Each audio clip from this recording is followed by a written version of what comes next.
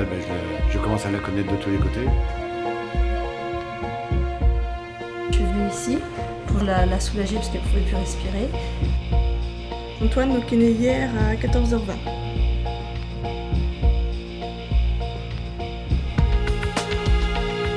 L'hôpital public, il est là pour non seulement dispenser des soins, mais prendre soin.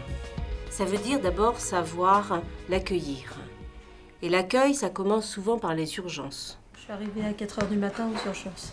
Je suis venue ici pour justement la soulager parce qu'elle ne pouvait plus respirer. Et je ne pensais pas rester cette nuit non plus. Là, je ne sais pas, oui, si elle sort aujourd'hui ou pas. Je ne sais pas. En attendant, on va jouer. Aux urgences, on a le sentiment que c'est toujours trop long. Je l'ai même vécu, moi, cet été avec un de mes petits-enfants. Et alors là, j'ai essayé, en tant qu'usager, de dire, mais est-ce que vous ne pourriez pas aussi vous dire, on va faire un effort et de communiquer régulièrement, de venir voir le patient et de dire, attendez, on ne vous a pas oublié, mais pour telle et telle raison, suivant peut-être la pathologie ou la réception du malade, se dire, tous les quarts d'heure, on passe, donner une petite information, vous voyez ? On nous a donné le choix entre la clinique et l'hôpital de Niort. J'ai voulu le mieux pour le bébé en fait. Et mon médecin généraliste m'a conseillé l'hôpital parce que c'est vrai que s'il arrive quelque chose au moment de l'accouchement, la clinique n'a pas tous les moyens en place. Donc le bébé est transféré à l'hôpital pendant que la maman reste à la clinique. Et moi je voulais pas être séparée du bébé donc sans problème j'ai choisi l'hôpital.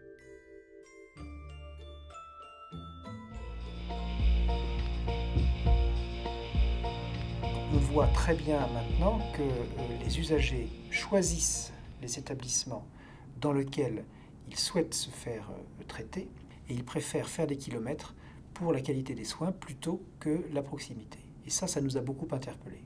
Le patient, il ne veut pas savoir s'il va être pris en charge par un médecin libéral, par un médecin hospitalier, s'il appartient à une clinique, s'il travaille dans un hôpital public. Il veut avant tout être sûr d'être bien pris en charge et de bénéficier de soins de qualité.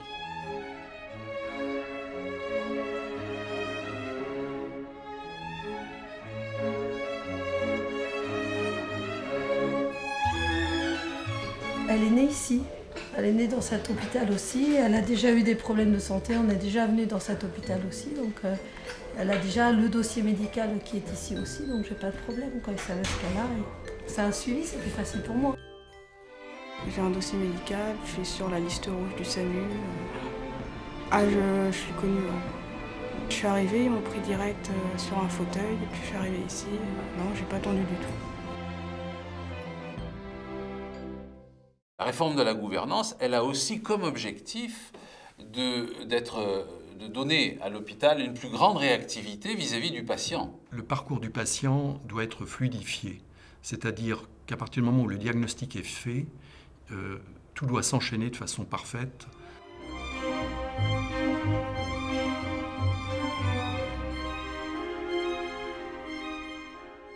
Il y a 2 ans, j'ai fait même problème respiratoire que maintenant. Je suis allergique à certains médicaments. Et quand je suis rentré aux urgences, je l'avais signalé.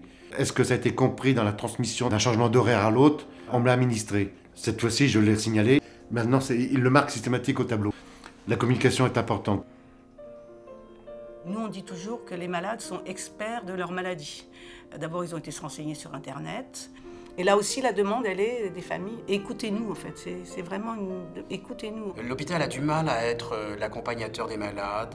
Il a du mal à le faire parce que, d'abord, les traitements étant intervenus, les médecins ont repris ce qu'ils savent faire depuis des décennies, c'est-à-dire l'ingénierie des soins. Mais la dimension humaine s'est un peu estompée avec le temps. Les centres hospitaliers ont des efforts à faire. L'effort principal porte sur la communication avec les patients. C'est une demande et qu'un patient forcément est très angoissé lorsqu'il vient à l'hôpital et que l'une de ses demandes, c'est aussi de savoir où il va, comment il va y arriver, comment on va pouvoir l'aider et quel est son avenir. C'est important pour une personne comme moi qui a beaucoup de problèmes de santé. Faut connaître le pourquoi et le comment de son état de santé actuel. Et maintenant, depuis 5-6 ans, j'ai les réponses. Je vis beaucoup mieux mon handicap, disons. Pour moi, pour l'insuffisance respiratoire, ça se traduit surtout par une grande peur. Peur de la mort, peur de beaucoup de choses, si vous voulez. Il paraît que c'est courant de cette maladie. Et ici, on m'a rassuré. Par des mots d'adultes, tout en me mettant en face des problèmes, on ne m'a pas évacué. des problèmes de mort ou autre chose, on m'a mis les choses claires et nettes. On m'a donné du matériau pour pouvoir agir, si vous voulez. Le plan cancer, ça a été extrêmement important. On a fait des progrès pour nous, avec par exemple la mise en place du dispositif d'annonce. Et là, nous, en tant qu'usagers, nous essayons de voir pour qu'il soit bien mis en place. Qu'on ne vous annonce pas votre cancer n'importe comment et surtout que derrière, on maintienne bien toutes ces règles. C'est extrêmement important, par exemple, sur ce type de maladie, qu'une fois que le patient a vu le médecin, il puisse reprendre avec une infirmière pour réexpliquer. La question de l'accompagnement des patients est une question très importante, d'autant que ça n'est plus l'accompagnement qu'on a connu par le passé, qu'on pourrait d'ailleurs qualifier d'accompagnement à la mort, et qu'aujourd'hui c'est l'accompagnement à la vie. La nouvelle gouvernance doit tout simplement permettre une prise en charge plus humaine.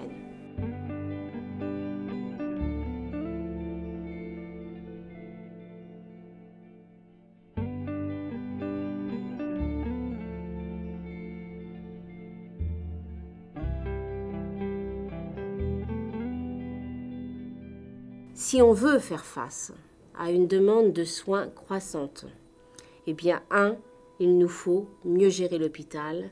2, il nous faut mieux organiser les filières de prise en charge et la graduation des soins sur le terrain. L'objectif est que l'hôpital s'organise autour du parcours du patient. Nous partons des bassins de vie de la population. Nous partons de cette population, de son besoin, de la réponse qu'elle trouve aujourd'hui à ce besoin et des failles dans cette réponse. Mettons en commun un certain nombre de territoires pour que le patient soit mieux accueilli, mieux soigné, et mettons en commun nos moyens. Et ça n'est pas simplement l'aspect économique ou médico-gestionnaire de la réforme de la gouvernance. Sur le centre hospitalier de Niort, on est en train de réaliser un pôle rein regroupant la néphrologie, l'hémodialyse, la chirurgie urologique et tout ce qui est autodialyse. L'intérêt, c'est qu'il n'y aura plus qu'une seule porte d'entrée, un seul accueil pour les patients. Mais ce n'est pas à eux de faire un parcours du combattant à l'intérieur de l'établissement. Bien évidemment, les acteurs régionaux, et en particulier les directeurs d'ARH et les préfets et les unions régionales et caisses d'assurance maladie travaillent ensemble, mais la cohérence n'y est pas. Il faudra très certainement que nous évoluions vers les agences régionales de santé. C'est ça l'ouverture de l'hôpital sur son environnement, c'est la capacité à ne pas avoir un regard hospitalo-centré sur ses propres structures, sur sa propre dispensation de soins, mais à prendre conscience qu'il est un acteur parmi d'autres au service du patient et d'un bassin de population donné. Le métier de médecin, le métier d'infirmière change et n'est plus uniquement un acte technique, mais doit intégrer l'ensemble de la prise en charge. Les médecins ont tout intérêt à s'impliquer dans le fonctionnement administratif, puisque c'est leur outil de travail, et que s'ils veulent améliorer leur outil de travail, il faut qu'ils puissent eux-mêmes peser sur les arbitrages, peser sur les choix, peser sur la façon dont le malade va être pris en charge. Faire en sorte que l'intérêt de la réforme puisse être perçu de façon solidaire au service des patients par tous les médecins et par toute la communauté hospitalière, quel que soit le rôle de chaque personne au sein de cette communauté hospitalière. Nous, les usagers, ce qu'on aimerait de temps en temps, c'est que l'hôpital puisse communiquer plus sur ce qu'il fait de bien. Plus on communique sur ce qui va, et plus on va s'améliorer. On y arrivera avec ceux qui combattent le cancer, on y arrivera avec ceux qui se battent contre les maladies nosocomiales, mais c'est ça qui est important aujourd'hui dans un pays comme le nôtre, c'est de créer demain un mouvement de toute une série de malades concernés par différentes pathologies qui soient capables aussi de dire à l'hôpital qu'est-ce qu'il attend. Parce qu'il ne s'agit pas de taper du talon sur le parquet en disant il faut que l'hôpital change, il faut aussi être une force de proposition, une force d'alliance vers le meilleur, et pas de mettre en accusation un système en s'en lavant les mains. Nous sommes sur des réformes à long terme, parce qu'on va modifier les cultures, et parce que la modification des cultures, ça ne se décrète pas, ça se vit au jour le jour et ça s'accompagne.